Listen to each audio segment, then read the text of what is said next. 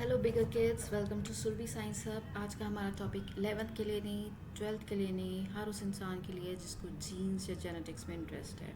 हम एकदम बेस से शुरू करेंगे ताकि आपको अच्छे से समझ में आ सके। सो आज हम ले रहे हैं ऑल अबाउट जीन्स। सबसे पहले हम स्टार्ट करते हैं मेंडल और उनके लॉ ऑफ इनहेरिटेंस से। नो मेंडल कौन थे? Father of genetics. Gregor Mendel, ये बहुत इंपॉर्टेंट है, याद रखिएगा। और इन्होंने लिया था पी प्लांट, पाइसम सटाइवम, जिसका बॉटनिकल नेम है। और इसके 7 कैरेक्टर्स जो थे, कॉन्ट्रास्टिंग कैरेक्टर्स, उनके ऊपर उन्होंने स्टडी की थी। Now he concluded that genes come in pair and are inherited as distinct units, one from each parent. ये लाइन आपको अभी समझ में नहीं आएगी, जब हम आगे चलेंगे तब आपको समझ में आएगा कि जीन्स हमेशा पेयर्स में आते हैं, कभी कोई एक अकेला जीन नहीं होता। और वो आगे चल के जब वो आगे ऑफस्प्रिंग में ट्रांसफ़र होता है तो वो डिस्टिंक्ट यूनिट यानी अलग अलग हो जाते हैं, वो जुड़े हुए नहीं रहते। इसके अलावा उन्होंने डोमिनेंट कैरेक्टर्स, रिसेसिव कैरेक्टर्स की भी बात की थी। चलिए देखते हैं। नाउ अब जो कैरेक्टर्स उन्हें लिए थे, उसमें डोमिनेंट और रिसेसिव दोनों ट्रेट्स लिए थे। अब ये डोमिनेंट रिसेसिव क्या होता है ये हम आगे देखेंगे। पहले हमें याद रखना है कि कैरेक्टर्स कौन कौन से थे, उसमें डोमिनेंट कौन था और रिसेसिव कौन था। जैसे स्टेम लेंथ, इसमें टॉल, डाफ, पॉट शेप आ गया, inflated, constricted, seed shape, brown, wrinkle, seed colour yellow green, flower position axial, terminal, flower colour purple white, pod colour green and yellow. ये आपको याद रखना पड़ेगा कि रिसेसिव कौन से वाले हैं और डोमिनेंट कौन से वाले हैं। डोमिनेंट को हमेशा हम कैपिटल लेटर्स में बताते हैं और रिसेसिव को हमेशा स्मॉल लेटर से। जैसे स्टेम लेंथ आप ले रहे हो तो यहाँ पे कैपिटल टी यानी 2 टी आएंगे, डार्फ में डी नहीं आएगा, यहाँ पे स्मॉल टी आएंगे 2। इसी तरह से अगर हम सीड शेप ले लेते हैं मान लीजिए, तो रिंकल्ड जो राउंड है उसमें तो कैपिटल आर आर आएगा, लेकिन रिंकल में डब्ल्यू नहीं आएगा, उसमें स्मॉल आर आएंगे, 2 स्मॉल आर आर आर, इस तरह से। सो नाउ इन्होंने क्या किया, इन्होंने क्रॉस किया। इन्होंने लिया एक प्लांट का फीमेल पार्ट और दूसरे का लिया मेल पार्ट, पोलन, और उसके बाद इन्होंने इसे क्रॉस कराया।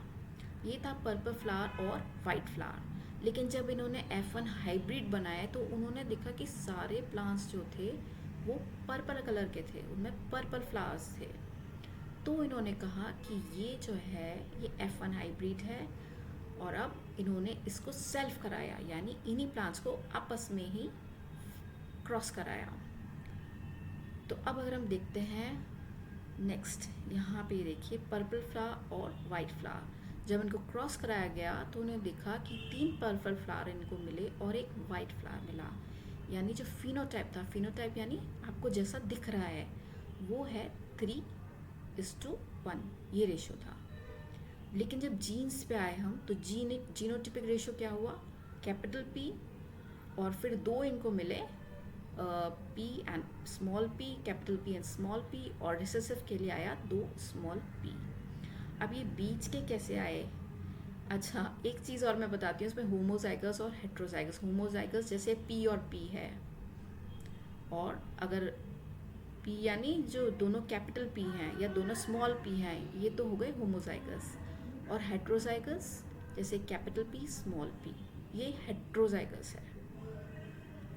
तो इन्होंने इसके बाद जो कंक्लूड निकाला, उन्होंने कहा कि हमारे अंदर फैक्टर्स होते हैं जो कि आगे ट्रांसमिट होते हैं। इन फैक्टर्स को आज हम जीन्स कहते हैं, और ये हमेशा कभी एक अकेला जीन नहीं होता, ये हमेशा पेयर में होते हैं, और उन्हें हम कहते हैं एलील्स। अब ये जैसे मैंने बताया था आपको, होमोजाइगस जैसे कैपिटल पी या स्मॉल पी, और हेट्रोजाइगस जिसमें एक कैपिटल और एक स्मॉल होगा। डोमिनेंट और रिसेसिव ट्रेट, वो जो पहला फर्स्ट जनरेशन में दिखा आपको वो डोमिनेंट था, और जो नहीं दिखा या जो कम अमाउंट में 3:1 में जो 3 था वो डोमिनेंट था, और जो कम था या नहीं था वो रिसेसिव था। ये था एक मोनो हाइब्रिड क्रॉस, क्योंकि हमने यहाँ एक ही क्वालिटी ली थी।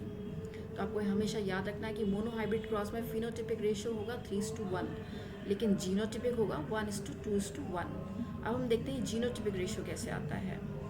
तो इसके लिए ये जो है बना हुआ, this is known as Punnett square. ये जो आपको स्क्वायर शेप का दिख रहा है ना, इसको हम पिनेट स्क्वायर कहते हैं, और इसी से हम पता करते हैं कि किसका क्या रेशियो आएगा। Now this Punnett square was developed by Reginald C Punnett, इसलिए इसका नाम है। अब जैसे यहाँ हम एक सीड शेप का ले रहे हैं, R, capital R for round and small R for wrinkle, इनका हमने क्रॉस कराया।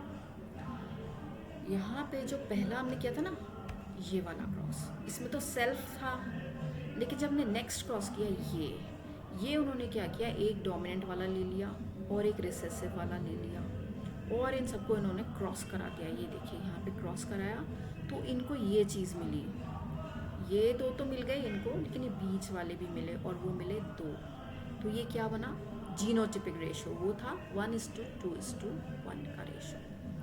अब फिर उन्होंने कंक्लूड किया, जो उनके लॉ ऑफ इनहेरिटेंस थे 3 जो बहुत फेमस हैं, वो उन्हें कंक्लूड किए। उसमें सबसे पहला था लॉ ऑफ डोमिनेंस, यानी अब इसमें 3 आते हैं, फैक्टर्स कंट्रोल, यानी जो भी चीज़ कंट्रोल हो रही है वो आपके फैक्टर्स से या जीन्स से हो रही है, और फैक्टर्स हमेशा पेयर में आएंगे, एक अकेला नहीं आएगा।